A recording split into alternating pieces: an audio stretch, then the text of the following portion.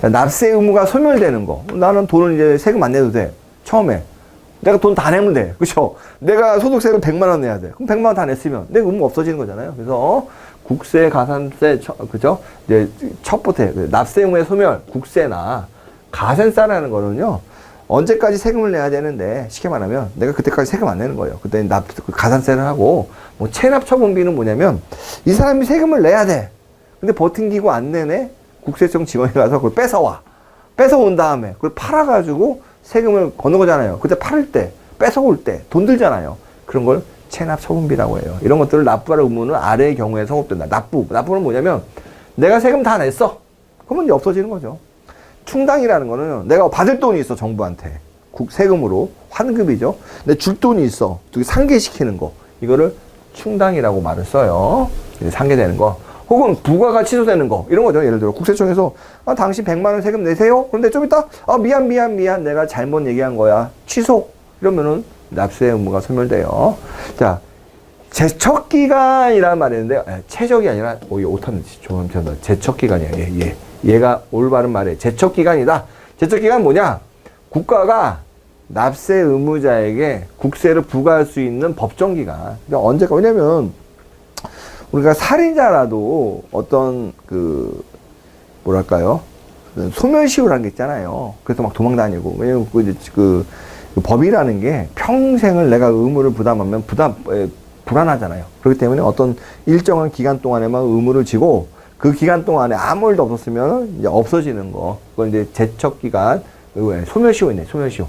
그게 소멸시효고, 제척기간은 납세를 부과할 수 있는 기간, 법생기간. 그래서 어떤 일이 생기면 5년 동안 내가 언제든지 부과할 수 있다. 이걸 제척기간이라고 그러고, 아까 국세징수권의 소멸시효. 그래서 제척기간이 끝나고 나면 더 이상 부과할 수 없고, 뭐 소멸시효는 좀 달라요. 제척기간이랑. 어쨌거나 국세의 납부 의무가 아예 없어지는 이런 시효. 요 세 가지 중에 하나만 되더라도 납세 의무가 소멸된다. 자, 이게 중요하죠.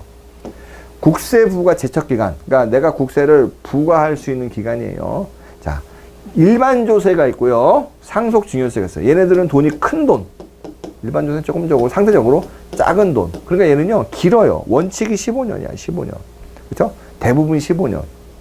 얘는요, 대부분 10년이에요. 그러니까 보시면 사기, 부정하게 국세를 포탈 환급받은 경우, 이거는 10년 동안 제척기간이고, 법정 신고기간까지, 언제까지 제출하라고 했는데 제출하지 않아요. 그것도 7년. 근데 해외에서 일어난 거래에 대해서는 10년. 여객거래가 해외에서 일어나는데 그게 사기까지 있어. 부정행위. 이건 15년. 일반 조세는. 그 다음에 이거는 해당 사항이 없죠. 왜?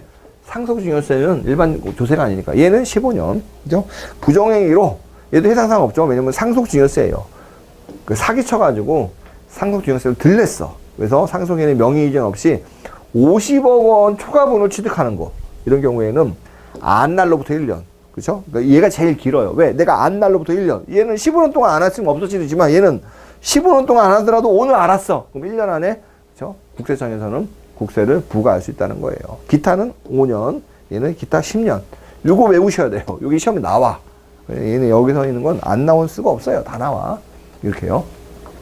자, 국세 징수권의 소멸. 그러니까 국세청에서 국세를 징수할 수 있는데 그 소멸 권리를 행사하지 않아. 행사할 수 있음에도. 그래서 일정 기간 동안에 그 국세 징수권을 행사하지 않으면 그 권리가 없어져요. 국세 징수권은 국가가 이제 돈을 이제 권리를 행사할 수 있는 거죠. 돈을 이제 뺏어갈 수 있는 거죠. 그거를 행사할 수 있는데 그때부터 5년. 대신 5억 원 이상은 10년. 대신에 납세고지, 여기서 납세고지라는 게 당신 얼마 내야 돼요? 독촉은 이거 한번 했는데 안 냈어. 빨리 내세요 하는 게 독촉이에요. 납부 최고. 야, 너 납부할 의무가 있어 라고 알려주는 거. 교부 청구. 야, 너 납부해. 압류. 너 돈 안 냈으니까 내가 가져갈게. 이런 것들은요, 이미 경과한 시효기간의 효력이 중단된다. 이게 뭐냐. 그죠? 보면은 요게 내가 원래 이거를 5년 안에 내야 돼. 근데 보면은 4년 동안 내가 버팅기고 안 내고 있어. 이제 1년만 더 참으면 이제 없어지는 거야. 근데 갑자기 요때 국세청에서 납세 고지가 왔어. 그럼 요때부터는 시간이 흘러도 소멸시효가, 그쵸? 이제 없어지는 거야. 왜냐면 시간이 흘러도 요 4년이 됐고 4년에서 더 시간이 흐르지 않는 거예요. 그걸 이미 경과한 시효기간의 효력이 중단된다라는 거예요. 그러니까 뭐냐면 4년까지 있는 건, 그죠? 얘네들은 이제 없어지는 거예요. 이때부터 이제 새로 시작하는 거죠. 이렇게 되는 거. 그런 의미예요. 납세 의무의 승계. 야, 그죠? 내가 내야 되는데, 내가 못 내면 다른 사람한테까지 세금을 억척스럽게 가져가겠다. 합병법인. 합병이라는 거는, 그죠? 이제 회사가 두 개의 회사가 하나로 되는 거예요. 일반적으로. A 플러스 B가 되는데, 그죠? 그래서 A가 됐어요. 그럼 요 B, 법인이 합병한 경우, 합병법인은 피합병법인. 얘한테 원래 세금이 내야 되는데, 야, 너 두 개 합쳐졌잖아. 그럼 A가, 원래는 얘 세금 낼 필요 없지만 두 개 합쳐지면서 B가 안 낸 세금을 A가 내. 라는 거. 합병법인의 승계. 상속인의 승계. 내가 아버지한테 재산을 10억 받았어. 근데 아버지가 한 3억 정도를 세금 안 냈네?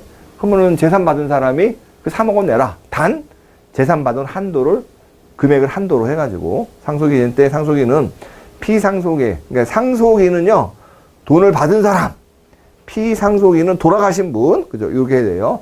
부과되거나 납부할 국세, 가산세, 체납처분비를 상속받은 재산을 한도로, 더 낼 수는 없죠, 그죠? 아버지가 내지 못한 재산까지. 근데 대신 내가 받은 돈을 한도로 납부하라 문제가 있다. 제2차 납부 의무자. 즉 내가 안 내면 다른 사람이 또 대신 내주는 거예요. 승계하고 좀 다른 거죠. 납세 의무자의 재산으로 체납 처분을 하여도, 그래서 너한테 내가 세금을 삥 뜯어. 나한테 삥 뜯어. 죄송합니다. 삥 뜯는 게 아니죠. 나한테 세금을 가져가요. 이거 가져가는데 내가 돈이 없어. 세금 못 낼 수 있잖아요. 그러면은 그 모자란 세금을 다른 사람한테 정부에서 가져가겠다. 그죠? 체납세액에 미달하는 경우 법정 관계가 있는 자가 그 부족액을 부담하는 거. 청산이라는 건 회사가 망해가지고 없어지는 거예요. 청산인 또는 회사가 망해서 그 재산을 받아가는 사람. 일부라도 망하더라도 좀 재산이 남았으면 기존 주주한테 줄 거 아니에요. 그죠? 청산인 혹은 자녀 재산을 분배받은 자는 해산 죄송합니다. 법인. 이게 내용이 많다 보니까 법인의 국세 등에 대하여 제2차 납부금을 준다. 즉 내가 회사가 망했어. 그래서 내가 재산을 받았어. 근데 보니까 원래 그 망한 회사가 세금을 안 냈어. 그러면은 야, 너 원래 망한 회사가 내야 될 세금인데 네가 못 냈잖아. 그러면은 나한테 받아간다. 청산인한테. 이런 거예요. 출자자. 법인의 재산으로 국세 등을 충당하고 부족한 금액은 납세 의무 성립일 현재 무한 책임 사원하고 과점주주. 이 사람들이 어떤 거냐?